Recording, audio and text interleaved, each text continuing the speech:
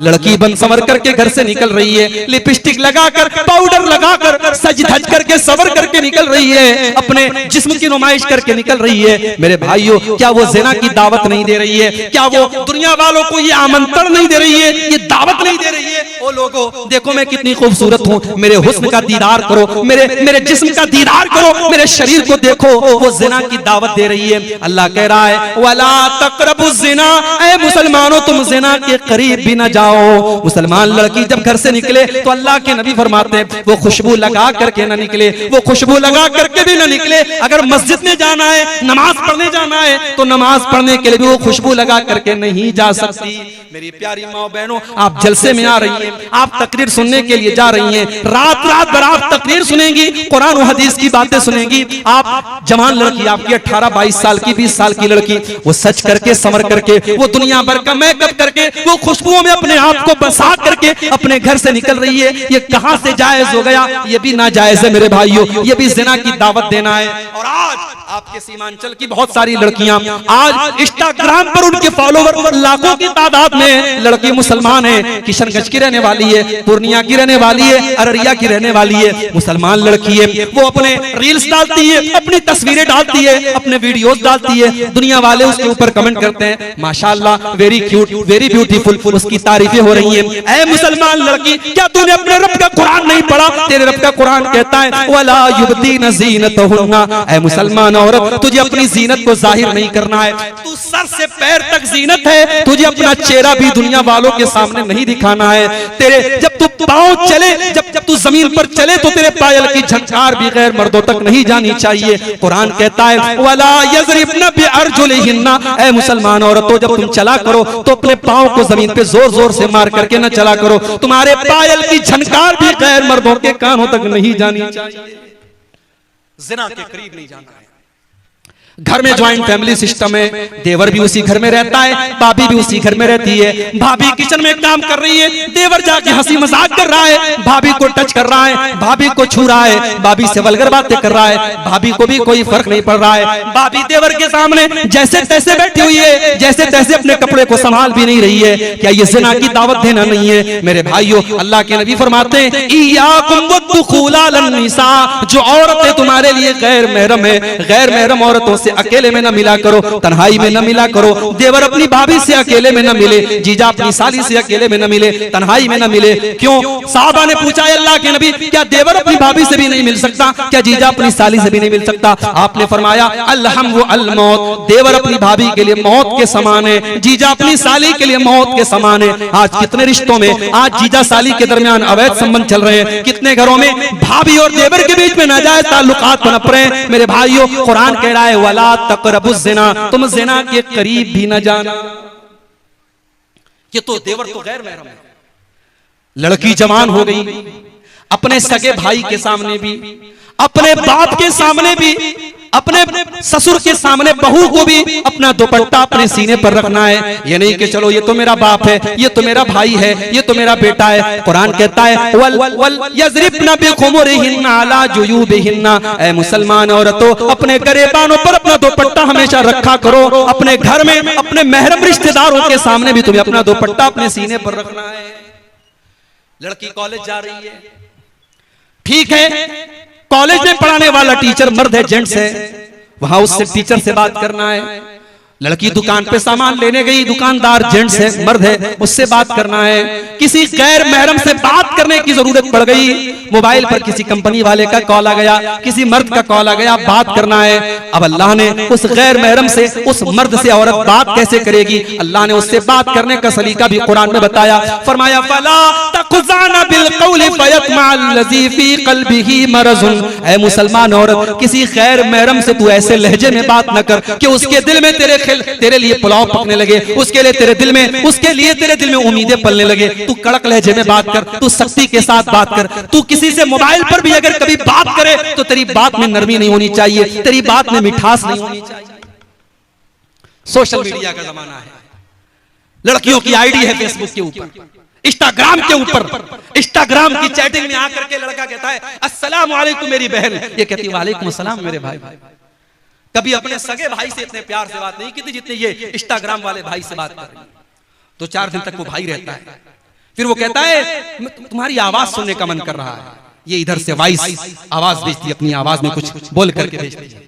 माशाअल्लाह तुम्हारी आवाज तो बहुत खूबसूरत है, हालांकि निहायत बेकार आवाज है, मगर यहाँ तो पुलाव पक रही है इश्क और मोहब्बत की। लड़की की तारीफ करता है, लड़की खुशी के मारे फूले नहीं समा रही है, फिर फोटो भी भेज रही है, फिर वीडियो भी भेज रही है, फिर मुलाकात का अपॉइंटमेंट भी मिल जाता है, लड़का लड़की मुलाकात भी करते हैं, और व्हाट्सएप और फेसबुक और इंस्टाग्राम की एक चैटिंग होटल के किसी कमरे में जाकर के बंद होती है। मेरे भाइयों, ये सोशल मीडिया का इस्तेमाल, मैं ये तो नहीं कहता कि लड़कियों के लिए हराम है, मगर मेरी बहनों, अगर आपने जरा से भी अगर किसी को अपनी उंगली पकड़ाई तो कलाई पकड़ने में देर नहीं लगेगी।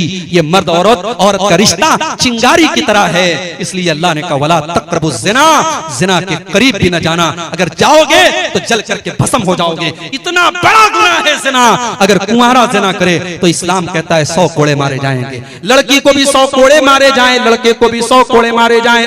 भारत का कानून कहता है अगर आपस की सहमति से ज़िना हुआ है तो उसमें कोई आपत्ति नहीं है, कोई गुनाह नहीं है। इस्लाम ये कहता है अगर ज़िना हुआ है, अवैध संबंध कायम हुआ है, निकाह के बगैर अगर रिश्ता कायम हुआ है, लड़के को भी 100 कोड़े मारे जाएं, लड़की को भी 100 कोड़े मारे जाएं। कुरान कहता है वलियशहद अज़ाबहुमा ताइफतुम मिनल मोमिनीन, जब ज़िना की ये सजा दी जाए तो पब्लिक के सामने दी जाए, अलल ऐलान दी जाए, किसी बंद कमरे में न दी जाए।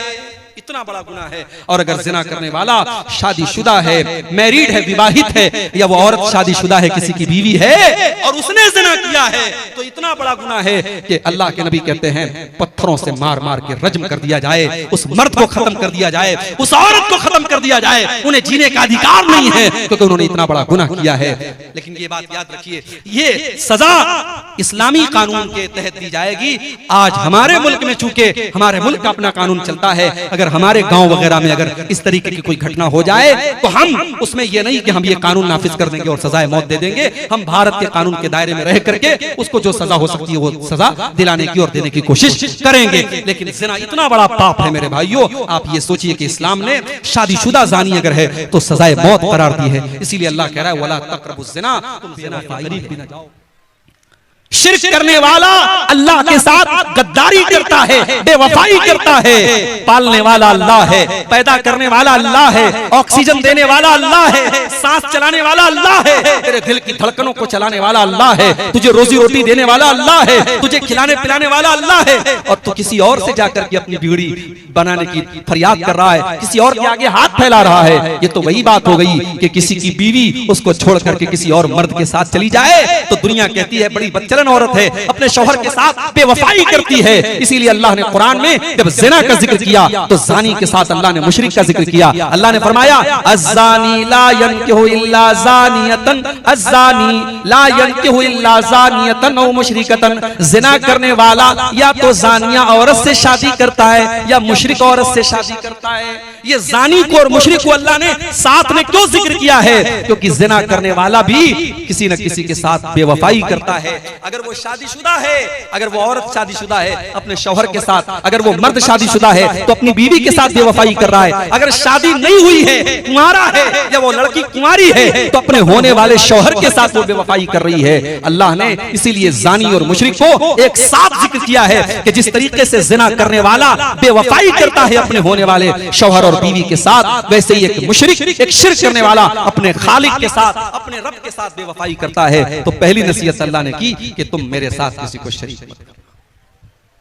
दूसरी नसीहत वबिल वालिदैन इहसाना, और ऐ मेरे बंदो तुम अपने माँ बाप के साथ, अपने माता पिता के साथ, अपने वालिदैन के साथ, अपने पेरेंट्स के साथ अच्छा सलूक करते रहना। देखो तौहीद के बाद अल्लाह ने फौरन माँ बाप का जिक्र किया, इसलिए कि दुनिया में जितने लोगों के हुकूक हमारे ऊपर हैं उनमें सबसे पहला नंबर हमारे माँ बाप का है। इस दुनिया में सबसे ज्यादा अगर हमारे ऊपर किसी का एहसान है तो हमारे माँ बाप का एहसान है।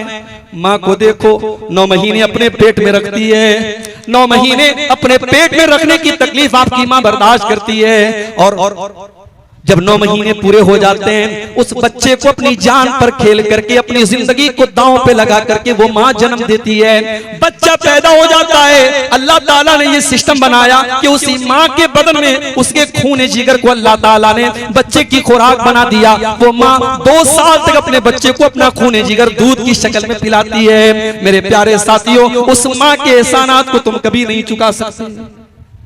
बाप को देखो, बाप को देखो, बाप रात दिन एक करके खून पसीना एक करके आपको पालता है, आपकी माँ के ऊपर खर्च करता है, आपकी परवरिश के ऊपर खर्च करता है, आपकी पढ़ाई लिखाई के ऊपर खर्च करता है। बाप अगर इस दुनिया से चला जाए तो बच्चा यतीम माना जाता है, बच्चे को दुनिया में कोई सहारा देने वाला नहीं होता है। बाप बहुत बड़ी छाया होती है, बाप अपने बच्चे के लिए बहुत बड़ा सहारा होता है। ये 2 हस्तियां हैं मेरे भाई, जिनका एहसान हम कभी नहीं चुका सकते। अब्दुल्ला बिन उमर ने देखा, एक आदमी खाने काबा का तवाफ कर रहा है, अपने कंधे पर अपनी बूढ़ी माँ को बिठा करके खाने काबा का तवाफ कर रहा है और बहुत खुश बना हुआ है। जब उसने तवाफ को कंप्लीट कर लिया, 7 चक्कर उसने खाने काबा के लगा लिए, अपनी माँ को कंधे पर बिठा करके उसने तवाफ करा लिया, उसने उम्रा करा लिया, उसने हज कंप्लीट कर लिया। अब्दुल्ला बिन उमर के ऊपर नजर पड़ी, कहता है कि अब्दुल्ला बिन उमर, आज मैंने अपनी माँ का हक अदा कर दिया, मेरी माँ ने मेरे ऊपर जो एहसानात किए थे, अब्दुल्ला बिन उमर, आज मैंने अपनी माँ के उन एहसानात को चुका दिया, आज मैंने अपनी माँ के एहसानात का बदला उतार दिया। अब्दुल्ला बिन उमर कहते हैं, वला वला ज़फ़रतन मिन ज़फ़रात उम्मिका, अरे तेरी माँ ने जब तुझे जन्म दिया था, तेरी माँ के मुंह से जो चीख की आवाज निकली थी, तेरी माँ जो चिल्लाई थी, अभी तो तूने उस आवाज का भी हक अदा न किया, अभी तो तूने अपनी माँ की चीख का भी हक अदा नहीं चुका सकते। हम और न माँ के एहसानात का बदला चुका सकते, न बाप के एहसानात का बदला चुका सकते। इसीलिए अल्लाह ताला अपनी तौहीद का ऐलान करने के बाद दूसरा हुक्म क्या दे रहा है, वह बिल वालिदैन इहसाना, अपने माँ बाप के साथ मरते दम तक भलाई करते रहो। इम्मा यबलुगन्ना इंदकल किबरा अहदुहुमा औ किलाहुमा फला तकुल लहुमा उफ़्फ़िन, अगर तुम्हारे वालिदैन में से कोई एक तुमको बुढ़ापे में मिल जाए या दोनों बुढ़ापे में मिल जाएं, अगर दोनों मिल गए तब तो अच्छी बात है, और एक अगर चला गया, माँ चली गई बाप बचा, बाप चला गया तो माँ बची, जब एक बचाए तो वो तो और ज्यादा तुम्हारी मदद का हकदार है, वो तो और ज्यादा तुम्हारे प्यार का हकदार है। वो अगर अकेला हो गया, कल तक बुढ़िया मौजूद थी, बूढ़े को कोई तकलीफ होती थी बुढ़िया से शेयर कर लेता था, बूढ़ी माँ को कोई तकलीफ होती थी अपने शौहर से शेयर कर लिया करती थी। आज शौहर का इंतकाल हो गया, वो बुढ़िया, वो माँ आज अकेली हो गई, वो रात में किसी के साथ अपने दुख दर्द को बयान नहीं कर सकती। इसलिए अल्लाह ने पहले एक का जिक्र किया, फरमाया इम्मा यबलुगन्ना इंदकल किबरा अहदुहुमा औ किलाहुमा, अगर किसी एक को तुम बुढ़ापे की हालत में पालो या दोनों को बुढ़ापे की हालत में पालो, फला तकुल लहुमा उफ़्फ़िन, तो खबरदार अपनी बूढ़ी माँ को, अपने बूढ़े बाप को तुम कभी उफ भी मत कहना, उफ भी मत कहना। अरबी जबान में किसी को तकलीफ पहुंचाने के लिए सबसे हल्का अगर कोई लफ्ज है, उफ है। अल्लाह ने कहा कि उफ भी मत कहना, यानी तकलीफ पहुंचाना, उनसे बदतमीजी करना, उनकी आंखों में आंसू लाना तो बड़ी दूर की बात है। तुम्हें अपनी जुबान से कोई ऐसा लफ्ज भी नहीं निकालना है जिससे तुम्हारी माँ को तकलीफ पहुंचे, तुम्हारे बाप को तकलीफ पहुंचे। यहां एक बात की और वजाहत कर देते, जरूरी नहीं है हर मसले में माँ बाप सही हो, माँ बाप की जिद गलत भी हो सकती है, माँ बाप का फैसला गलत भी हो सकता है। अगर माँ बाप की कोई गलत बात है, आप मत मानो मेरे भाई, उनकी हर बात मानना जरूरी नहीं है, उनकी गलत बात को आप इनकार कर सकते हो, मगर बदतमीजी करने का, उनको तकलीफ पहुंचाने की अथॉरिटी आपको नहीं है। उनकी गलत बात आप मत मानिए, लेकिन उनके साथ अच्छा सलूक करते रहिए। आपकी बीवी है, माँ की आपकी बीवी के साथ नहीं बन पा रही है, आपने बहुत मैनेज करने की कोशिश की, बहुत संभालने की कोशिश की, लेकिन माँ में और बीवी में नहीं बन पा रही है, सास और बहू में नहीं निभ पा रही, कोई मसला नहीं, आप अपनी बीवी के साथ अलग रहो, आप अपना किचन अलग कर लो, माँ के साथ अच्छा सलूक करते रहो, माँ की जरूरतों को पूरा करते रहो, माँ को कोई तकलीफ न पहुंचाओ। लेकिन जब देख लिया कि ज्वाइंट फैमिली में साथ में रहना बहुत मुश्किल है, तो कोई बात नहीं, आप अपनी बीवी का भी हक अदा करो, बीवी को अलग कर सकते हैं अलग, जरूरी नहीं है कोई, ये फर्ज नहीं है कि माँ और बीवी में नहीं निभ पा रही है, झगड़े हो रहे हैं सास और बहू के, और हम जबरदस्ती दोनों की जिंदगी को आजाद बना के रखें। नहीं, बीवी का हक अपनी जगह है, माँ का हक अपनी जगह है। आप अलग रहिए बीवी के साथ, आप अपना किचन अलग कर लीजिए, रिहाइश अलग कर लीजिए, लेकिन माँ के साथ अच्छा सलूक करते रहिए। अल्लाह ने फरमाया उनको उफ भी न कहना, वला तनहरहुमा, उनको कभी डांट फटकार करके उनसे बात न करना, वकुल्लहुमा कौलन करीमा, और जब भी अपने माँ बाप से तुम बात करना तो बड़े अदब के साथ बात करना, बड़ी तमीज के साथ बात करना। तुमने अगर आज MBBS का एग्जाम पास कर लिया, तुम डॉक्टर बन गए, तुम्हारे माँ बाप अगर अंगूठा छाप है, तब भी उनके साथ तुम्हें बदतमीजी करने की कोई अथॉरिटी नहीं है। उनके साथ तुम गलत तरीके से बात न करना। तुम डॉक्टर हो गए, तब भी उनके बेटे हो, अपनी माँ के सामने जब भी जाना, अपने बाप के सामने जब जाना, वो कुल्लहुमा कौलन करीमा, उनसे बड़े पोलाइटली लहजे में, बड़ी रिस्पेक्ट के साथ, बड़े सम्मान के साथ, बड़ी नरमी के साथ बात करना। और आगे क्या फरमाया, वक़्फ़िज़ लहुमा जनाहज़्ज़ुल्लि मिनर रहमा, जिस तरीके से परिंदा आसमान से जब उतरता है, जमीन पर जब आता है तो अपने परों को समेट लेता है, अपने माँ बाप के लिए अपने परों को समेट लिया करो। यानी अपने माँ बाप के लिए अपने आप को टाइट न बनाओ, अपने आप को हार्ड न बनाओ। दुनिया में जितना भी नाम कमा लो, जितनी भी दौलत कमा लो, अपने माँ बाप के लिए हमेशा अपने आप को सॉफ्ट बना के रखो, अपने आप को नरम बना के रखो। वक़ुर रब्बिरहमहुमा कमा रब्बयानी सगीरा, और ये दुआ किया करो कि ऐ मेरे परवरदिगार, मेरे माँ ने मेरे ऊपर जो एहसान किया, मेरे बाप ने जो एहसान किया, आय अल्लाह मैं उनको चुका नहीं सकता, आय अल्लाह मैं तेरे ऊपर छोड़ देता हूं, तू रहम फरमा। आय अल्लाह जिस तरीके से मेरे माँ बाप ने मुझे पाला है। मगर आज का नौजवान तो माशाअल्लाह मोबाइल चलाने में एक्सपर्ट है, मोबाइल चलाने में एक्सपर्ट है, लेकिन अपनी माँ और बाप के मरने के बाद इस काबिल भी नहीं है कि जनाजे की नमाज खड़े होकर के अपने माँ बाप की जनाजे की नमाज पढ़ सके। अरे ऐसी औलाद से तो बे औलाद बेहतर है। अगर बाप मर गया और माँ मर गई और औलाद अगर इस काबिल भी नहीं है कि अपने माँ बाप की जनाजे की नमाज खड़ी होकर के पढ़ सके, तो ऐसी औलाद किस काम की? कम से कम इस लायक बनो कि कल माँ दुनिया से चली जाए, कल बाप दुनिया से चला जाए, तो खड़े होकर के जनाजे की नमाज में अपने बाप के लिए, अपनी माँ के लिए मग़फ़िरत की दुआ कर सके। और मेरे भाइयों, ये मदरसे, ये छोटे छोटे मदरसे हैं ना, इनको हकीकत, ये मदरसे बंद हो गए तो आपके बच्चों को जो छोटी छोटी जो दुआएं आती हैं, ये दुआएं भी कोई सिखाने वाला नहीं होगा। कम से कम इसी बहाने आपके बच्चे ठीक है, मदरसे के बाद आगे की तालीम नहीं हासिल कर सके, स्कूल में चले गए, कॉलेज में चले गए, लेकिन अगर उनकी बुनियाद मजबूत है, उन्होंने प्राइमरी तक और उसके बाद तो 4 दर्जे अगर इन मदरसों में पढ़ा होगा आपके लड़कों ने, आपकी लड़कियों ने, आपकी बच्चियों ने, तो इंशाअल्लाह वो इस लायक तो रहेंगे कि जब जिंदगी में हाथ उठाएंगे तो अपनी माँ बाप, अपने माँ बाप के लिए मग़फ़िरत की दुआ कर सकेंगे। और एक बात बोलूं, माँ बाप के लिए मग़फ़िरत की दुआ करना ये भी बड़े नसीब की बात है।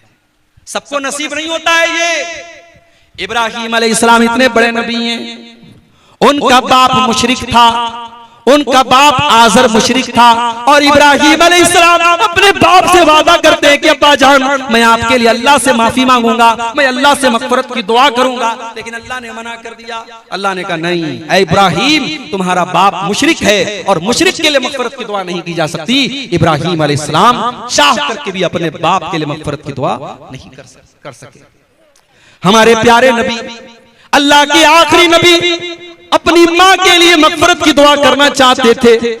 आपने अल्लाह से इजाजत मांगी, अल्लाह ने इजाजत नहीं दी। फिर आपने इजाजत मांगी, ऐ अल्लाह मैं अपनी माँ की कब्र पर जाना चाहता हूँ, अल्लाह ने इजाजत दी। आप अपनी माँ की कब्र पे गए, 6 साल की उम्र में माँ को खोया था आपने, माँ का प्यार याद किया, माँ की ममता याद की, आपकी आंखें भर आईं, आपकी आंखों से आंसू बहने लगे, लेकिन आप इतने मजबूर थे, आप अपनी माँ के लिए मग़फ़िरत की दुआ नहीं कर पाए। मेरे भाइयों, अगर आज अल्लाह ने हमारे माँ बाप को मुसलमान बनाया है, हमारे माँ बाप को तौहीद वाला बनाया है, हम बहुत बड़े खुशनसीब हैं। हम अपनी माँ के मरने के बाद, अपने बाप के मरने के बाद कम से कम अपने माँ बाप के लिए मग़फ़िरत की दुआ तो कर सकते हैं, अपने माँ बाप के लिए अल्लाह ताला से माफी तो मांग सकते हैं। अगर माँ मुशरिक हो या बाप मुशरिक हो तो उनके लिए मग़फ़िरत की दुआ करना भी जायज़ नहीं है। तो ये छोटी सी दुआ है, याद कर लो, रब्बिरहमहुमा कमा रब्बयानी सगीरा। जब भी दुआ के लिए हाथ उठाया करो, ये दुआ जरूर मांगा करो, आय अल्लाह मेरे माँ बाप पर रहम फरमा, इस तरीके से बचपन में उन्होंने मुझे पाला। दो चीजें हो गई, अब तीसरी चीज। अच्छा, तीसरी चीज बयान करने के पहले अल्लाह ताला ने बीच में एक और बात बयान। कभी कभी ऐसा भी होता है कि हम अपने माँ बाप के साथ अच्छा सलूक करते हैं, मगर माँ हमसे खुश नहीं रहती, बाप हमसे खुश नहीं रहते। हमारा दिल साफ है, हम खुश रखने की कोशिश कर रहे हैं, लेकिन माँ नहीं खुश रह रही है, बाप नहीं खुश। उस सूरत में क्या किया जाए? अल्लाह ने इस सवाल का भी जवाब दे दिया।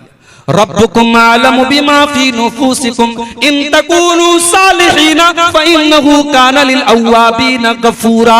ऐ मेरे बंदो, अगर तुम्हारा दिल साफ है, अगर तुम्हारी नीयत साफ है, अगर तुम अपने माँ बाप को खुश करना चाहते हो, तुम्हारे दिल में कोई चोर नहीं है, तुम्हारे दिल में कोई खोट नहीं है, तो कोई बात नहीं, अल्लाह ताला तुमको माफ कर देगा। अगर माँ तुमसे खुश नहीं हो पा रही है, बाप तुमसे खुश नहीं हो पा रहा है, तुम अपनी तरफ से भरपूर कोशिश कर रहे हो, तो कोई बात नहीं, तुम अल्लाह ताला से माफी मांग लो, अल्लाह माफ कर देगा, उसमें तुम्हारी कोई खता नहीं है। उसके बाद तीसरा हुक्म, व आतिज़ल कुर्बा हक़्क़हु वल मिस्कीन वब्न सबील। अपने रिश्तेदारों को उनका हक दिया करो, और गरीबों को उनका हक दिया करो, और मुसाफिरों को उनका हक दिया करो।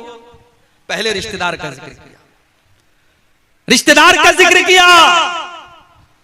भाई साहब, आप बड़े दान पुण्य करने वाले हैं, मदरसे में आपने 1 लाख रुपया चंदा दे दिया, आपका सगा भाई बीमारी में मुब्तला हो गया, कैंसर जैसी बीमारी में मुब्तला हो गया, हॉस्पिटल में लाखों का खर्च है, बैंक से लोन लेकर के वो बेचारा इलाज करवा रहा है, और आपको अल्लाह ने करोड़ों नवाजा है, आप अपने भाई की मदद नहीं कर पाए। ऐसी दौलत किस काम की?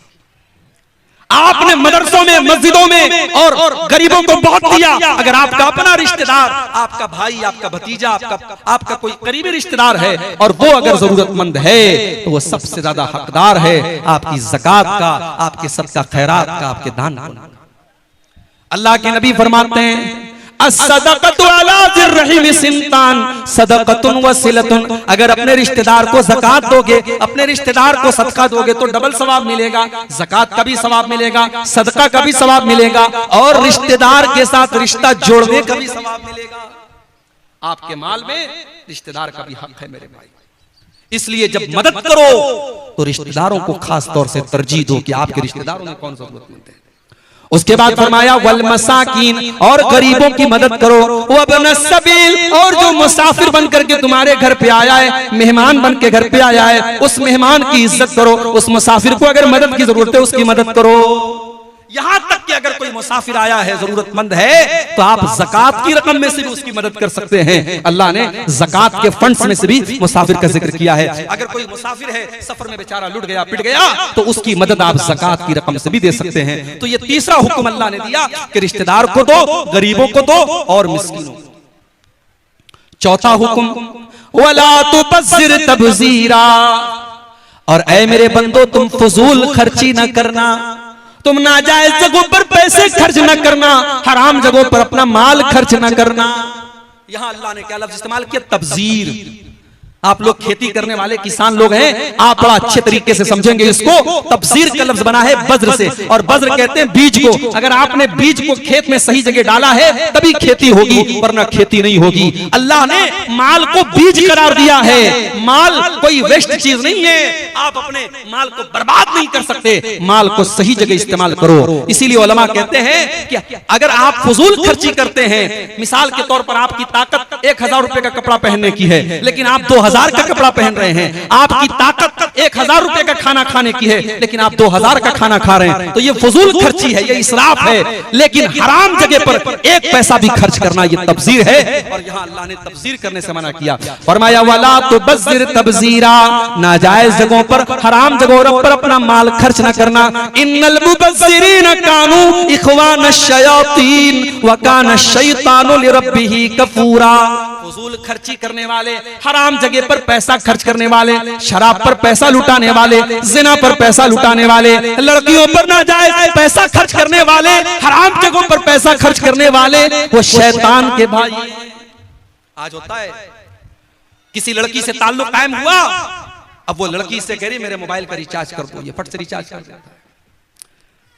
घर में छोटा भाई छोटी बहन, उसके मोबाइल का रिचार्ज खत्म हो गया, वो 10 बार कह चुका है ये रिचार्ज नहीं करता है, और वो लड़की जिससे ताल्लुक कायम है उसने एक बार कहा, इसने फट से रिचार्ज कर दिया। क्यों? क्योंकि यहां गलत ताल्लुक है या नाजायज ताल्लुक है। हराम जगह पर एक पैसा भी खर्च करना ये तब्जीर है, और अल्लाह ने कहा कि तब्जीर करने वाले शैतान। ये माल हमारा नहीं है मेरे भाई, ये माल अल्लाह का है, हमें इस्तेमाल करने के लिए मिला है। ये माल हमारी प्रॉपर्टी नहीं है, ये अल्लाह की प्रॉपर्टी है। ये माल अल्लाह ने हमें इस्तेमाल करने के लिए दिया है। इसीलिए क़यामत के दिन 5 सवालों का जवाब दिए बगैर हम कामयाब नहीं हो सकते। उन 5 सवालों में ये सवाल भी किया जाएगा, वअन मालिही मिन ऐन इक्तसबहु व फीमा अनफक़हु, तूने माल कहां से कमाया था और कहां खर्च किया था। कहां से कमाया, आपका सोर्स ऑफ इनकम क्या था, और आपने कहां खर्च किया, आपको उसका भी हिसाब देना है। माल आप ये समझ करके खर्च ना करें हम आजाद हैं, जहां चाहे वहां खर्च कर सकते हैं। माल के खर्च का भी हिसाब आपको अल्लाह क्या देना। 4 चीजें हो गई। अब उसके बाद 5वीं चीज, आपके घर पे कोई आया, मदरसे के लिए आया, मस्जिद के लिए आया, कोई गरीब आया, कोई साइल आया, कोई यतीम आया। अभी आपके पास पैसा नहीं है, अभी आपका हाथ टाइट बना हुआ है, आप परेशान हैं, आपके पास अभी उस गरीब की मदद करने के लायक पैसा नहीं है। अब आप क्या करेंगे? क्या आप उस गरीब के साथ बदतमीजी करेंगे? क्या उसको धक्का दे करके निकाल देंगे? जैसे मुंबई वगैरह में और बड़े बड़े शहरों में होता है, हमारे जो मदरसे के चंदा लेने वाले बेचारे मौलवी हजरात जाते हैं, कभी वो मंजर आप जाकर के देखिए तो आंखों में आंसू आ जाएंगे। जिस तरीके से फकीरों की लाइन लगी रहती है, भीख मांगने वालों की लाइन लगी रहती है, मदरसे के लिए सफीर हजरात ये अपना झोला लेकर के और रसीद लेकर के लाइन लगा करके खड़े रहते हैं, और उनको ज़कात इस तरीके से दी जाती है जैसे भीख बांटी जा रही है। याद रखो मेरे भाई, आप ज़कात दे रहे हैं, कोई एहसान नहीं कर रहे हैं। आपको अगर अल्लाह ने 1 लाख का मालिक बनाया है, 1 लाख में 2,500 रुपया आपको ज़कात देना है। अगर अल्लाह ने आपको 1 करोड़ का मालिक बनाया है, 1 करोड़ में 2.5 लाख रुपया आपको ज़कात देना है, और वो ज़कात अल्लाह का हक है, आपके माल में अल्लाह का हक है। अगर कोई ज़कात लेने के लिए आपके घर पे जा रहा है, उसका एहसान मानिए, उसके साथ बदतमीजी मत कीजिए। अल्लाह ने फरमाया, व इम्मा तुरिज़न्ना अनहुम इब्तिगा रहमतिन मिर रब्बिका तरजुहा फकुल लहुम क़ौलन मैसूरा। अगर किसी गरीब को देने के पास तुम्हारे पास उस गरीब को देने के लायक पैसा नहीं है, तुम्हारा हाथ अभी टाइट बना हुआ है, तो उसको बड़े प्यार से, बड़ी नरमी से उसको टाल दो। उससे कहो कि बाद में आ जाना, अभी मेरे पास ताकत नहीं है। उससे झिड़क करके, उससे बदतमीजी के साथ बात मत करना। अल्लाह, किसी गरीब के साथ आपको बदतमीजी से बात नहीं करना है। आप पैसे वाले, आप हैसियत वाले हैं, तो क्या गरीब की अपनी इज्जत और उसकी अपनी हैसियत नहीं होती? किसी साइल और किसी मांगने वाले को भी आपको बदतमीजी से बात नहीं करना है। अल्लाह ने अपने नबी से फरमाया, वो अम्मस्साइला फला तनहर, ऐ नबी आप किसी साइल को, किसी मांगने वाले को कभी झिड़क करके बात मत कीजिए। आपको देना हो तो दे दीजिए, ना हो तो मना कर दीजिए, लेकिन बदतमीजी करने का, झिड़कने का, डांटने का अधिकार आपको नहीं है। तो ये 5वीं नसीहत अल्लाह ने की कि अगर आपको देने के लायक पैसा नहीं है, तो आप नरमी के साथ और प्यार के साथ बात करके टाल दीजिए। नंबर 6, 6ठी नसीहत, वला तजअल यदक मगलूलतन इला उनुकिक वला तबसुतहा कुल्लल बस्ती फतक़ुद मलूमन महसूरा। ये बड़ी प्यारी बात है। अल्लाह ने कहा कि अपने हाथ को अपनी गर्दन में बांध कर मत रखो, इतने टाइट मत बन जाओ, इतने कंजूस मत बन जाओ कि बीवी अपने जायज नमक लाना है, तेल लाना है, आटा लाना है, उसके लिए भी तुम्हारी जेब से पैसा नहीं निकलता। बच्चों की किताब कॉपी लाना है, कलम लाना है, जरूरत की चीजें लाना है, उसके लिए भी तुम्हारी जेब से पैसा नहीं निकल रहा है। पैसा है लेकिन तुम नहीं दे रहे हो, इतने बखील भी मत बनो। और एक मसला बता दे रहा हूं, शौहर अगर बीवी की जायज जरूरतों को पूरा नहीं कर रहा है, हमारे शौहर हजरात नाराज ना हो, हदीस की रोशनी में मसला बयान कर, अगर शौहर बीवी की जायज जरूरतों को पूरा नहीं कर रहा है, उसका खर्च नहीं दे रहा है, तो बीवी शौहर को बताए बगैर उसके पॉकेट में से, उसकी तिजोरी में से, उसके पर्स में से पैसा ले सकती है। बीवी चुरा सकती है बीवी शौहर का पैसा, कब? जब शौहर बीवी का जरूरी खर्च पूरा नहीं कर रहा है, शौहर के पास पैसा है फिर भी खर्च नहीं कर रहा है, तो बीवी बगैर बताए ले सकती है। अब कल से ऐसा ना हो कि साहब आपके पर्स में से 500-500 के नोट गायब होने लगे और आप बीवी से पूछे तो कि अब्दुल गफ्फार साहब ने मसला बता दिया है, मैंने ले लिया है। ये गलत तरीका नहीं अपनाना है। मैंने कह दिया जहां जरूरत है वहां ले सकती है। हजरत अबू सुफियान रजी अल्लाह तआला अन्हु की बीवी अल्लाह के नबी के पास आती है और कहती है, अल्लाह के नबी मेरे शौहर बहुत कंजूस हैं, बखील हैं, हमारी जायज जरूरतों के लिए भी पैसा नहीं देते हैं, क्या मैं उनकी इजाजत के बगैर उनसे पैसा ले सकती हूँ? अल्लाह के नबी ने कहा हाँ ले सकती हो। तो बीवी शौहर अगर कंजूस और बखील है, बास शौहर बेचारे बड़े कंजूस होते हैं, अल्लाह ताला हिफाजत करे, और वो अपने बच्चों की जायज जरूरतों को भी पूरा नहीं करते हैं, तो ऐसी कंजूस शौहरों की बीवियां उनकी तिजोरी में से पैसा बगैर बताए ले सकती हैं। अल्लाह ने कहा कंजूस भी मत बनो, वला तबसुतहा कुल्लल बस्ती फतक़उदा मलूमम महसूरा, और अपने हाथों को इतना फैला भी न देना कि बाद में तुमको मोहताज हो जाना पड़े। अपनी चादर के बराबर तुम अपना पैर फैलाना, उससे ज्यादा तुम फैलाओगे तो तुम्हारी चादर खुल जाएगी, तुम बेआबरू हो जाओगे, बेइज्जत हो जाओगे। अपनी लिमिट से ज्यादा खर्च ना करना। एक मसला अक्सर पूछा जाता है, मौलवी साहब क्रेडिट कार्ड इस्तेमाल करना कैसा है? आजकल क्रेडिट कार्ड पर बड़े ऑफर भी आते हैं। आजकल मोबाइल जैसे फ्लिपकार्ट पे, अमेजॉन पे अगर आपको मोबाइल लेना है, अगर आप कैश में मोबाइल लेंगे 25,000 का मिलेगा, क्रेडिट कार्ड के जरिए लेंगे पता लगा साहब 2,000 की छूट चल रही है, 3,000 की छूट चल रही है, और क्रेडिट कार्ड फ्री में बन भी जाता है। बन तो जाता है फ्री में, और कुछ क्रेडिट कार्ड ऐसे भी होते हैं कि उसमें कोई इंटरेस्ट भी नहीं लगता है। चलो वहां तक तो ठीक है, मगर होता क्या है, अब क्रेडिट कार्ड आपको मिल गया, क्रेडिट कार्ड पे आपको लिमिट मिल गई 1 लाख रुपए की, अभी आपके अकाउंट में सिर्फ 10,000 रुपया है, लेकिन आपको क्या लग रहा है कि मैं 1 लाख का मालिक बन गया। अब आप धीरे धीरे शॉपिंग कर रहे हैं, ऑनलाइन चीजें देख रहे हैं, बीवी ने कहा ये भी ले लो, आपने ये भी ले लिया, बच्चे ने कहा ये भी ले लो, आपने ये ले, आपने 1 लाख रुपए तक का सामान ले लिया। अब क्रेडिट कार्ड का बिल आया, उसमें लिखा है साहब अक्टूबर में आपने 1 लाख का सामान खरीदा है, नवंबर की 30 तारीख तक अगर आपने पे नहीं किया तो आपको डेली 200 रुपया पेनाल्टी लगेगी। मैं 200 मिसाल के तौर पे कह रहा हूं, ज्यादा भी लग सकती है। अब ये जो पेनाल्टी लग रही है, एक तो ये हराम है, ये ब्याज है, सूद है, और दूसरे ये है कि आपने अपनी लिमिट से ज्यादा खर्च किया। इसीलिए कभी लोन लेना, लोग ये भी सवाल करते हैं कि लोन लेकर के कारोबार करना कैसा है।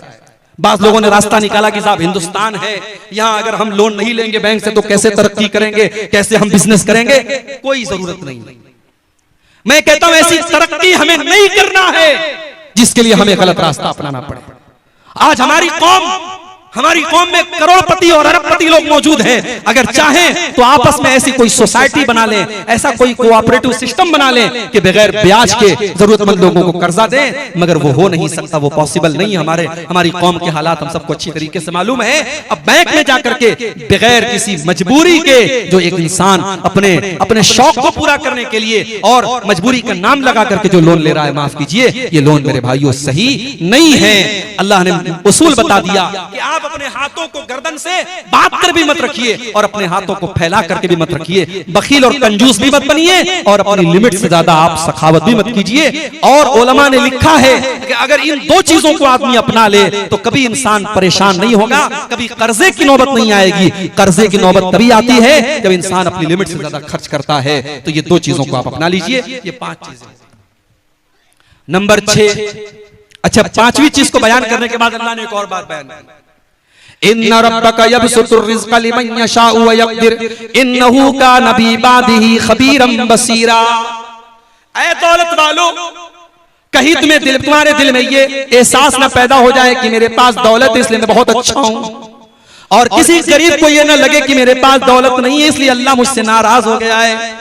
नहीं, कभी कभी अल्लाह काफिरों को भी दौलत देता है, अल्लाह मुशरिकों को भी दौलत देता है, अल्लाह शराबियों को भी दौलत देता है, अल्लाह ज़ानियों को भी दौलत देता है। इन्ना रब्बका यबसुतुर रिज़्क़ लिमन यशाउ व यक़दिर, अल्लाह जिसको चाहता है रोजी खोल करके देता है और जिसको चाहता है रोजी तंग कर देता है। अल्लाह की रोजी का निजाम उसके हाथ में है। आप जरूरी नहीं है कि आप अल्लाह को नाराज करें तो आपको रोजी न मिले, और जरूरी नहीं है कि आप बहुत मुत्तकी और परहेजगार है तो आपको रोजी मिले। रोजी का सिस्टम अलग है। अल्लाह ने कारून को भी दौलत दी थी, अल्लाह ने फिरौन को भी दौलत दी थी। तो दौलत का निजाम अल्लाह ने अपने हाथ में रखा है। उसकी वजह से कोई ये ना समझे कि दौलत वाले से अल्लाह बहुत खुश है और गरीब से अल्लाह नाराज है, ऐसा नहीं। तो 5 चीजें हो गई।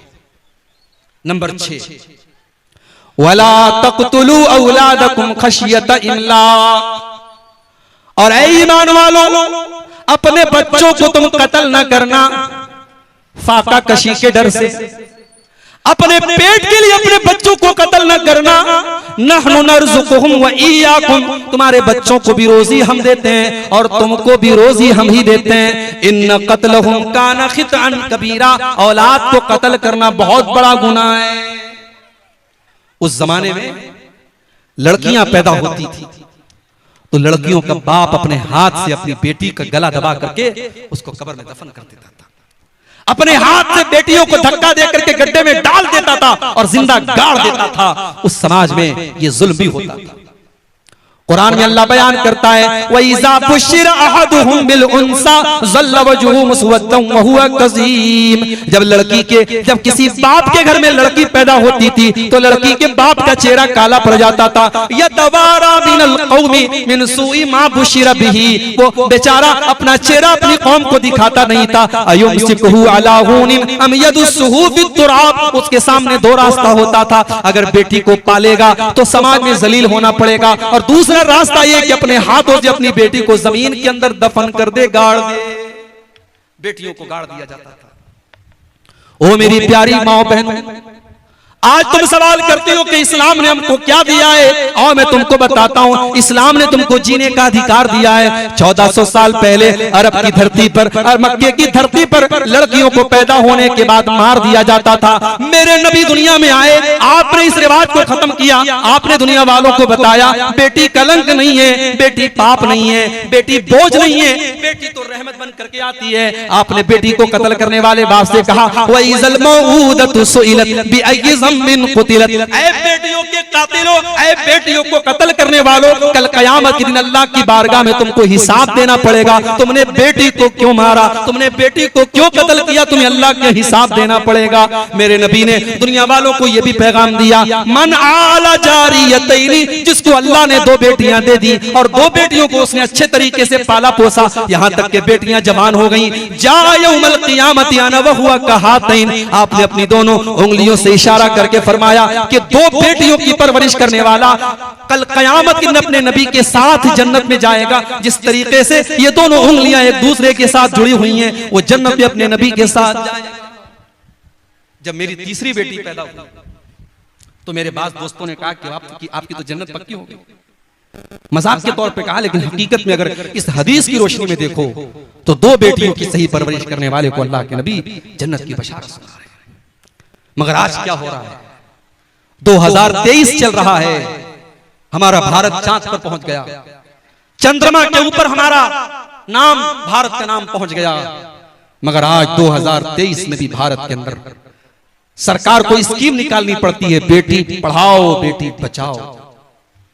बेटी बचाओ का नारा क्यों लगाना पड़ता है, कभी आपने गौर किया? क्योंकि हर साल हमारे भारत देश में हजारों नहीं लाखों की तादाद में बेटियां अपनी मां के पेट में एबॉर्शन के जरिए मार दी जाती।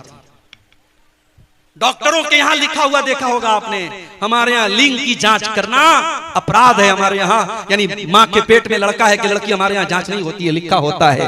मगर टेबल के नीचे डॉक्टर लोग भी सेटिंग कर लेते हैं, अल्ट्रासाउंड होता है, पता चला लड़की पैदा होने वाली है।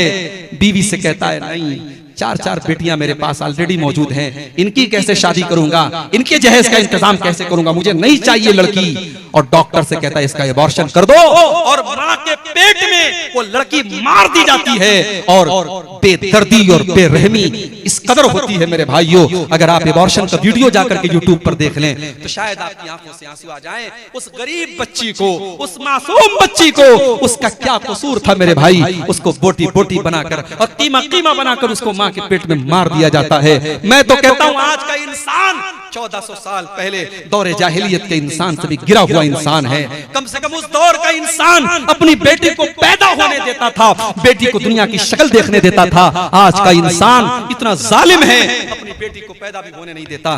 बेटी पैदा होती ही, बेटी के पैदा होने के पहले ही मां के पेट में बेटी को काट काट के उसके टुकड़े टुकड़े करके मार दिया जाता है। मेरे भाइयों, अल्लाह कह रहा है खबरदार अपनी औलाद को कत्ल मत करना। और एक बात और कहूंगा, शेरशाबादी कौम में तालीम की बड़ी कमी है।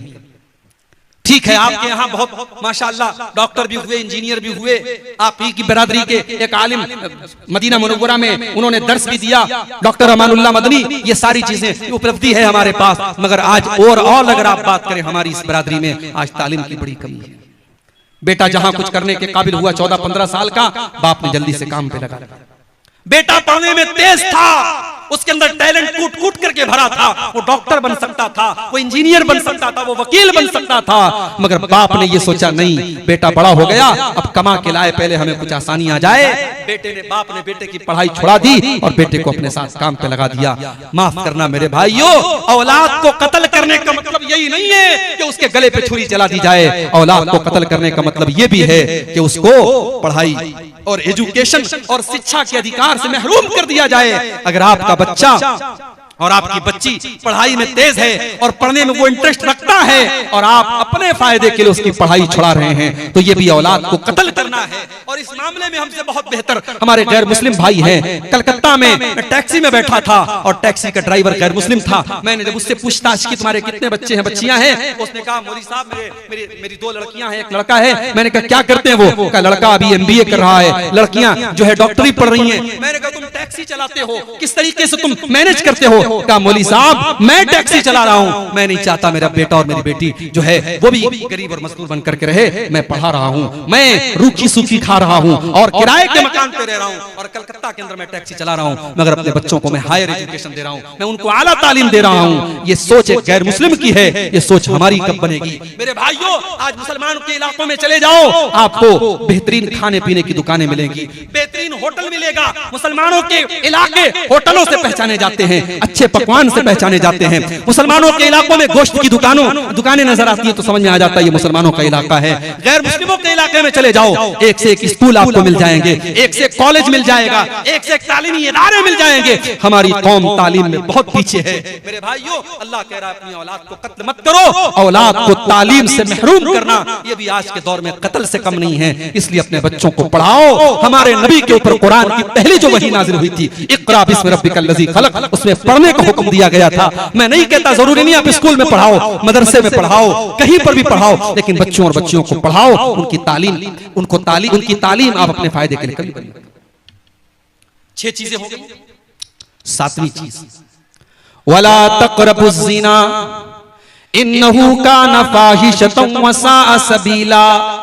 और ऐ मेरे बंदो, तुम ज़िना के करीब भी न जाना, तुम ज़िना के पास भी न जाना।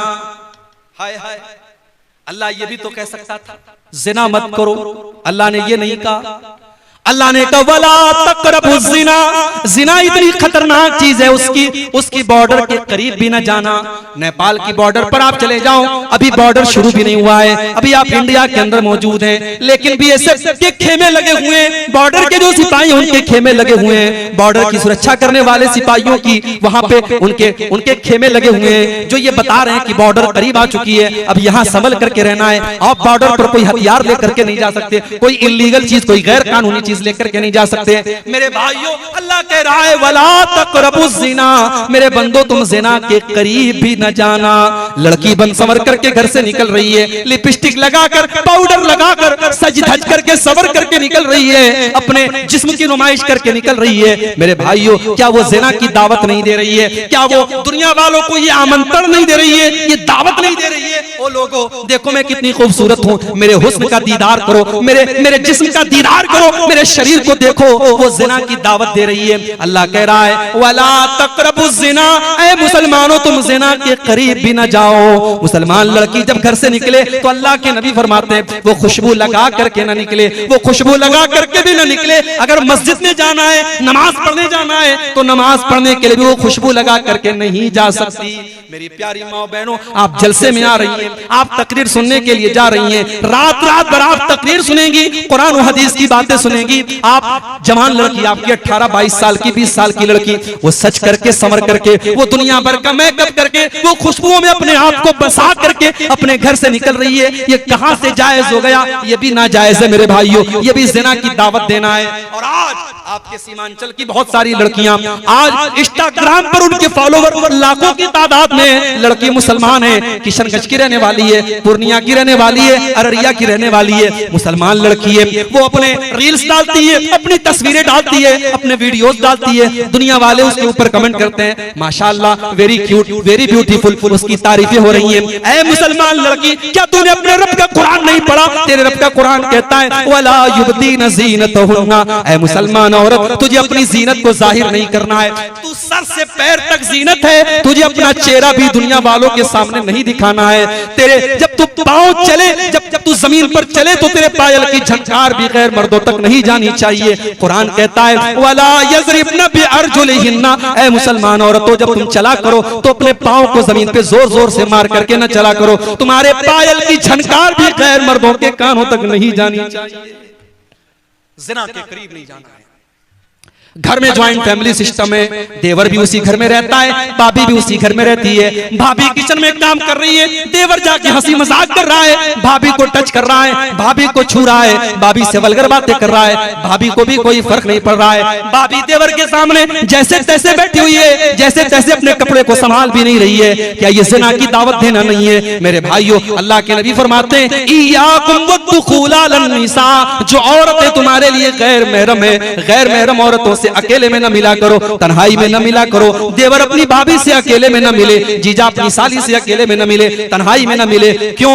साहबा ने पूछा अल्लाह के नबी क्या देवर अपनी भाभी से भी नहीं मिल सकता? क्या जीजा अपनी साली से भी नहीं मिल सकता? आपने फरमाया अल्हम व अल मौत, देवर अपनी भाभी के लिए मौत के समान है, जीजा अपनी साली के लिए मौत के समान है। आज कितने रिश्तों में आज जीजा साली के दरमियान अवैध संबंध चल रहे हैं, कितने घरों में भाभी और देवर के बीच में नाजायज ताल्लुकात पनप रहे हैं। मेरे भाइयों, कुरान कह रहा है वला तक़रबुज़ ज़िना, तुम ज़िना के करीब भी न जाना।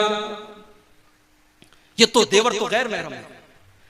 लड़की जवान हो गई, अपने सगे भाई के सामने भी, अपने बाप के सामने भी, अपने ससुर के सामने बहू को भी अपना दुपट्टा अपने सीने पर रखना है। ये नहीं कि चलो ये तो मेरा बाप है, ये तो मेरा भाई है, ये तो मेरा बेटा है। कुरान कहता है वल यज़रिबना बिखुमुरिहिन्ना अला जुयूबिहिन्ना, ऐ मुसलमान औरतों अपने गरेबानों पर अपना दुपट्टा हमेशा रखा करो। अपने घर में अपने महरम रिश्तेदारों के सामने भी तुम्हें अपना दुपट्टा अपने सीने पर रखना है। लड़की कॉलेज जा रही है, ठीक है, कॉलेज में पढ़ाने वाला टीचर मर्द है, जेंट्स है, वहां उससे टीचर से बात करना है। लड़की दुकान पे सामान लेने गई, दुकानदार जेंट्स है, मर्द है, उससे बात करना है। किसी गैर महरम से बात करने की जरूरत पड़ गई, मोबाइल पर किसी कंपनी वाले का कॉल आ गया, किसी मर्द का कॉल आ गया, बात करना है। अब अल्लाह ने उस गैर महरम से, उस मर्द से औरत बात कैसे करेगी? अल्लाह ने उससे बात करने का सलीका भी कुरान में बताया। फरमाया फला तख़ज़ाना बिलक़ौलि फ़यत्मअल्लज़ी फ़ी क़ल्बिही मरज़ुन, ऐ मुसलमान औरत किसी गैर महरम से तू ऐसे लहजे में बात न कर कि उसके दिल में तेरे लिए पुलाव पकने लगे, उसके लिए तेरे दिल में उम्मीदें पलने लगे। तू कड़क लहजे में बात कर, तू सख्ती के साथ बात कर। तू किसी से मोबाइल पर भी अगर कभी बात करे तो तेरी बात में नरमी नहीं होनी चाहिए, तेरी बात में मिठास नहीं होनी चाहिए। सोशल मीडिया का जमाना है, लड़कियों की आईडी है फेसबुक के ऊपर, इंस्टाग्राम के ऊपर, इंस्टाग्राम की चैटिंग में आकर के लड़का कहता है अस्सलाम वालेकुम मेरी बहन, ये कहती वालेकुम अस्सलाम मेरे भाई। कभी अपने सगे भाई से इतने प्यार से बात नहीं की थी जितने ये इंस्टाग्राम वाले भाई से बात कर रही है। 2-4 दिन तक वो भाई रहता है, फिर वो कहता है तुम्हारी आवाज सुनने का मन कर रहा है, ये इधर से वॉइस आवाज भेजती, अपनी आवाज में कुछ बोल करके भेजती है। माशाअल्लाह तुम्हारी आवाज तो बहुत खूबसूरत है, हालांकि निहायत बेकार आवाज है, मगर यहाँ तो पुलाव पक रही है इश्क और मोहब्बत की। लड़की की तारीफ करता है, लड़की खुशी के मारे फूले नहीं समा रही है, फिर फोटो भी भेज रही है, फिर वीडियो भी भेज रही है, फिर मुलाकात का अपॉइंटमेंट भी मिल जाता है, लड़का लड़की मुलाकात भी करते हैं। और व्हाट्सएप और फेसबुक और इंस्टाग्राम की एक चैटिंग होटल के किसी कमरे में जाकर के बंद होती है। मेरे भाइयों, ये सोशल मीडिया का इस्तेमाल मैं ये तो नहीं कहता कि लड़कियों के लिए हराम है, मगर मेरी बहनों, अगर आपने जरा से भी अगर किसी को अपनी उंगली पकड़ाई तो कलाई पकड़ने में देर नहीं लगेगी। ये मर्द औरत का रिश्ता चिंगारी की तरह है। इसलिए अल्लाह ने कहा वला तक़रबु ज़िना, जिना के करीब भी न जाना, अगर जाओगे तो जल करके भस्म हो जाओगे। इतना बड़ा गुनाह है जिना। अगर कुंवारा जिना करे तो इस्लाम कहता है 100 कोड़े मारे जाएंगे। लड़की को भी 100 कोड़े मारे जाएं, लड़के को भी 100 कोड़े मारे जाएं।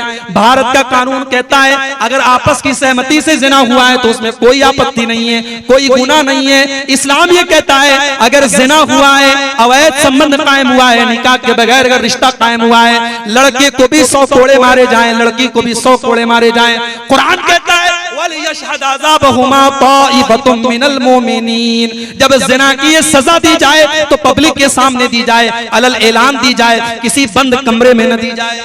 इतना बड़ा गुनाह है। और अगर जिना करने वाला शादीशुदा है, मैरिड है, विवाहित है, या वो औरत शादीशुदा है, किसी की बीवी है और उसने जिना किया है, तो इतना बड़ा गुनाह है कि अल्लाह के नबी कहते हैं पत्थरों से मार मार के रज्म कर दिया जाए, उस मर्द को खत्म कर दिया जाए, उस औरत को खत्म कर दिया जाए। उन्हें जीने का अधिकार नहीं है क्योंकि उन्होंने इतना बड़ा गुनाह किया है। लेकिन ये बात याद रखिए, ये सजा इस्लामी कानून के तहत दी जाएगी। आज हमारे मुल्क में चूंकि हमारे मुल्क का अपना कानून चलता है, अगर हमारे गांव वगैरह में अगर इस तरीके की कोई घटना हो जाए तो हम उसमें यह नहीं कि हम ये कानून नाफिज कर देंगे और सजाए मौत दे देंगे। हम भारत के कानून के दायरे में रह करके उसको जो सजा हो सकती है वो सजा दिलाने की और देने की कोशिश करेंगे। लेकिन जिना इतना बड़ा पाप है मेरे भाइयों। आप ये सोचिए कि इस्लाम ने शादीशुदा जानी अगर है तो सजाए मौत करार दी है। इसीलिए अल्लाह कह रहा है वला तक़रबु ज़िना, तुम जिना के करीब भी ना जाओ। ये बहुत गंदा काम है और बहुत बुरा रास्ता है। 7 चीजें हो गई। नंबर 8 वला तक़्तुलुन नफ्सल्लती हर्रमल्लाहु इल्ला बिल हक़्क़ि, किसी निर्दोष की हत्या न करना, किसी बेकसूर को कत्ल न करना, जिसको कत्ल करने की इजाजत इस्लाम ने तुमको नहीं दी है। फलस्तीन का मामला चल रहा है, हमें मालूम नहीं अंदर कौन कौन सी बातें। कहने वाले तो ये भी कहते हैं कि हमास नाम की जो एक तंजीम ऑर्गेनाइजेशन है, ये साल 2 साल में एक हमला कर दिया इसराइल के ऊपर। इसराइल हमास के मुकाबले में बहुत ज्यादा पावरफुल है।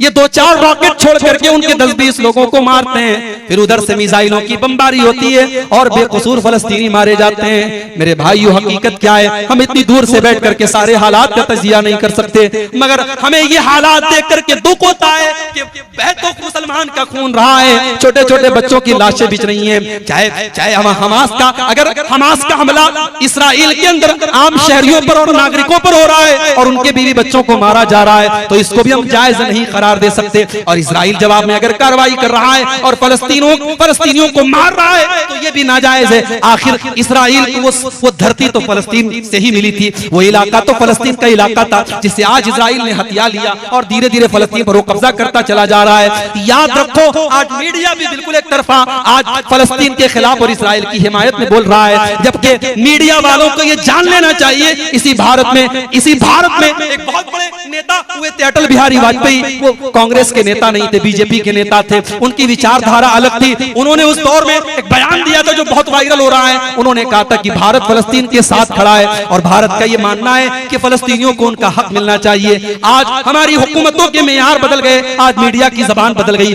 काश मीडिया वालों को कुरान की आयत कोई जाकर के बता दे, इस्लाम के ऊपर आतंकवाद का लेबल लगाने वालों, इस्लाम किसी आतंकवाद की दावत नहीं देता। इस्लाम तो कहता है वला तक़्तुलुन नफ्सल्लती हर्रमल्लाहु इल्ला बिल हक़्क़ि, किसी निर्दोष की हत्या करने का तुम्हें अधिकार नहीं है।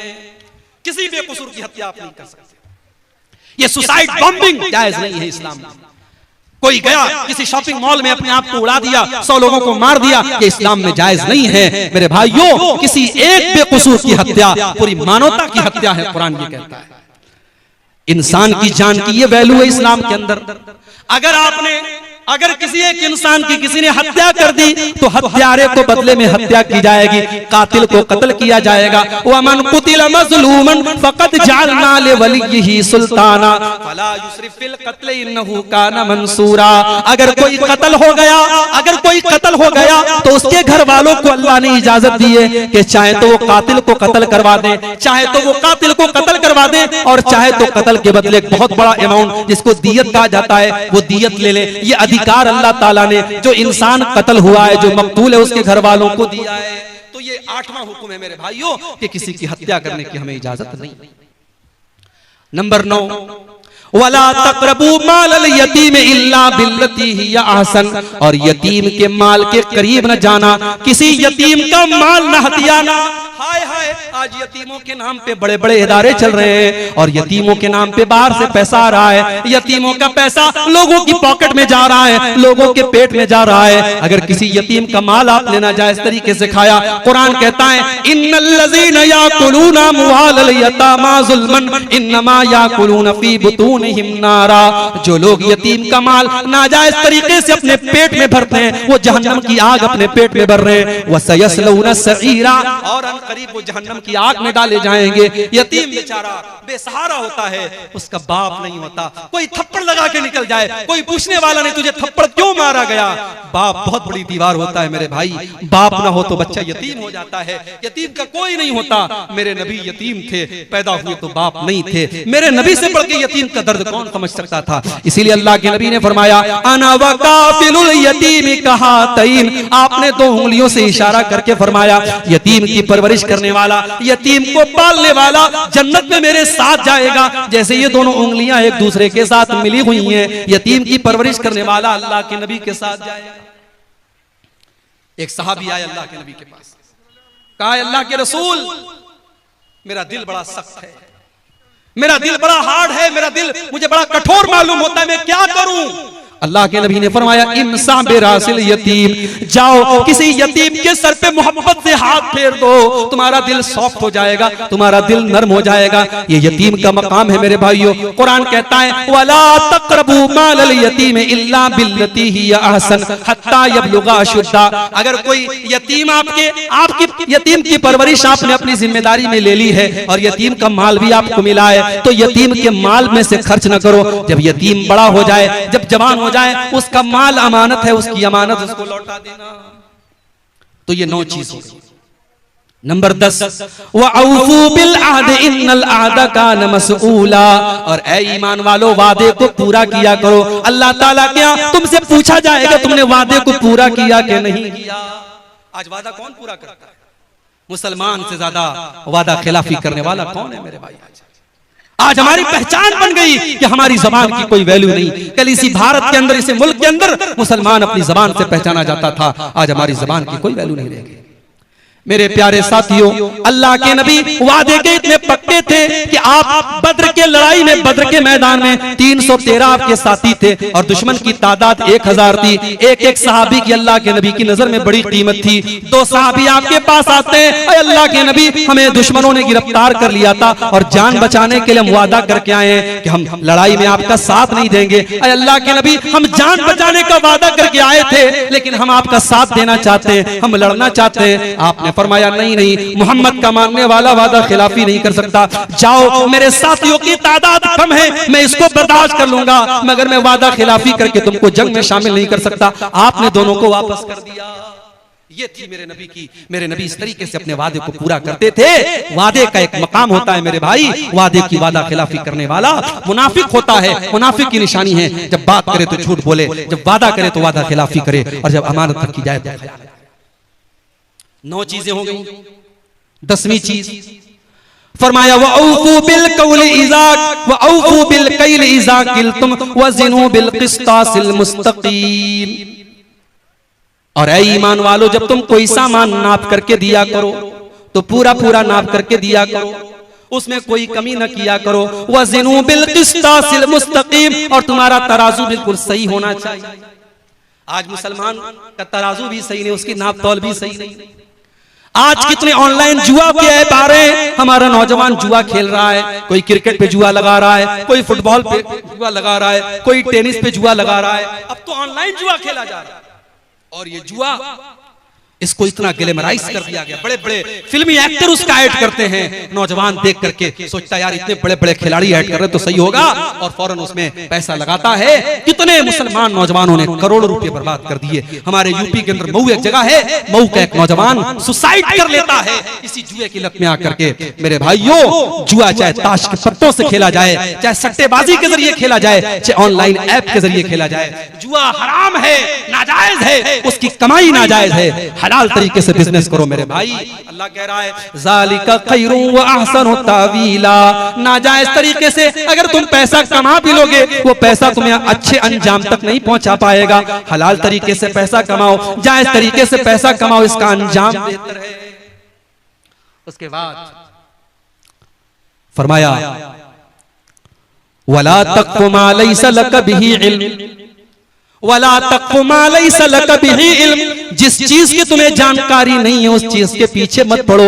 इन्न समा वल बसरा वल फुआद कुल्लु उलाइका काना अन्हु मसऊला, अल्लाह ताला के कान का भी हिसाब लिया जाएगा। कानों से क्या सुना था आपने, ईयरफोन कानों में लगा लिया, क्या क्या गाने तुम सुन रहे हो, क्या क्या चीजें तुम सुन रहे हो। आज तो गाली गलौज भी सुना जा रहा है, आज तो ऐसी ऐसी वेब सीरीज आ गई उसमें गाली गलौज भी दिया जा रहा है, वल्गर बातें भी की जा रही है। तुमने अपने कानों में हेडफोन लगाकर और ईयरबड लगा करके तुमने क्या क्या सुना है, अल्लाह क्या उसका भी हिसाब देना पड़ेगा। इन्न समा वल बसरा, तुमने आंखों से मोबाइल की स्क्रीन पर क्या क्या देखा था। हो सकता है तुमने ब्राउजर की हिस्ट्री से डिलीट कर दिया, हो सकता है तुमने यूट्यूब की हिस्ट्री से डिलीट कर दिया, हो सकता है तुमने फेसबुक के रिकॉर्ड से डिलीट कर दिया, लेकिन तुमने फेसबुक पर क्या क्या देखा, तुमने यूट्यूब पर क्या क्या देखा, तुमने मोबाइल की स्क्रीन के ऊपर क्या क्या देखा, अल्लाह के फरिश्ते सब रिकॉर्ड कर रहे हैं, किरामन कातिबीन सब नोट कर रहे हैं, और अल्लाह के उसका भी हिसाब देना पड़ेगा। वल फुआदा, और तुम्हारे दिल और दिमाग में कौन कौन से गुनाहों की प्लानिंग चली थी, कौन कौन से गुनाहों का तुमने इरादा किया था, कौन कौन से गलत काम करने की तुमने प्लानिंग की थी, अल्लाह क्या उसका भी हिसाब देना पड़ेगा।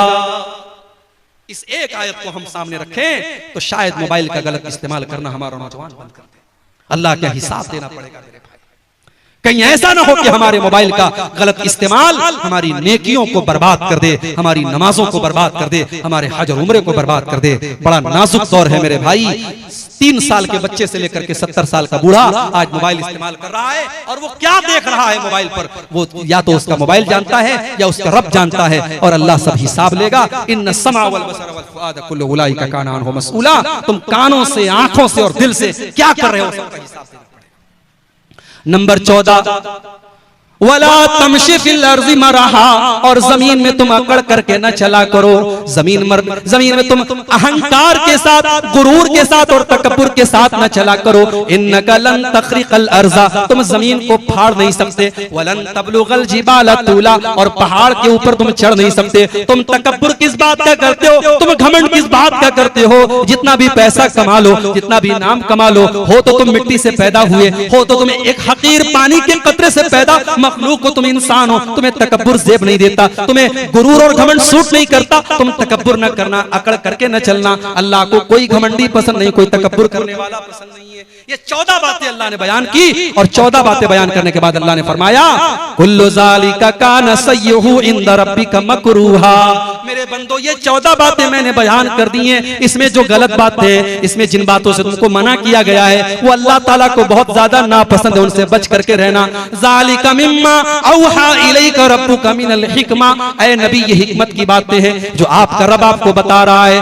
वला तजअल मअल्लाहि इलाहन आखर, और ऐ नबी 15वीं नसीहत ये है, 15वां हुक्म ये है कि आप अल्लाह के साथ, ऐ कुरान पढ़ने वाले, तू अल्लाह के साथ किसी और को शरीक मत करना। वला तजअल मअल्लाहि इलाहन आखर फतुल्का फी जहन्नम मलूमम मदहूरा, तो अल्लाह के साथ किसी को शरीक न करना, वरना जहन्नम के अंदर डाल दिया जाएगा। पहली नसीहत भी यही थी कि शिर्क मत करना, और 15वीं नसीहत भी यही है कि शिर्क मत करना। मतलब ये हुआ कि हमारी जिंदगी में भी तौहीद रहनी चाहिए, और मरते दम तक तौहीद रहनी चाहिए, हमारा खात्मा भी तौहीद पर होना चाहिए। सारी जिंदगी हम तौहीद पर रहे और खात्मे के टाइम अगर हमने शिर्क कर दिया तो हम बर्बाद हो जाएंगे। इसलिए पहली नसीहत भी ये थी कि अल्लाह के साथ किसी को शरीक मत करना, और 15वीं नसीहत यही है कि अल्लाह के साथ किसी को शरीक मत करना। तो मेरे भाइयों, ये सूरह बनी इसराइल की आयत नंबर 23 से लेकर के 39 तक टोटल 17 आयतें मैंने आपके सामने पढ़ी हैं, और उन 17 आयतों की रोशनी में 15 नसीहतें मैंने आपके सामने बयान की हैं। मैं उम्मीद करता हूं इन 15 नसीहतों पर हम सब अमल करने की कोशिश करेंगे। इसमें हमारे अकीदे की भी इस्लाह है, हमारे अमल की भी इस्लाह है, हमारे घरों की भी इस्लाह है, हमारे अखलाक की भी इस्लाह है। इन 15 बातों को अगर हम अमल कर लें इन पर, इंशाअल्लाह हमारी जिंदगी बदल जाएगी। आइए हम अल्लाह से दुआ करें, रब्बुल आलमीन इन 15 नसीहतों पर हम सबको अमल करने की तौफीक अता फरमाए। रब्बुल आलमीन हमें हर किस्म के शिर्क से, बिदअत से, खुराफात से अल्लाह ताला महफूज रखे।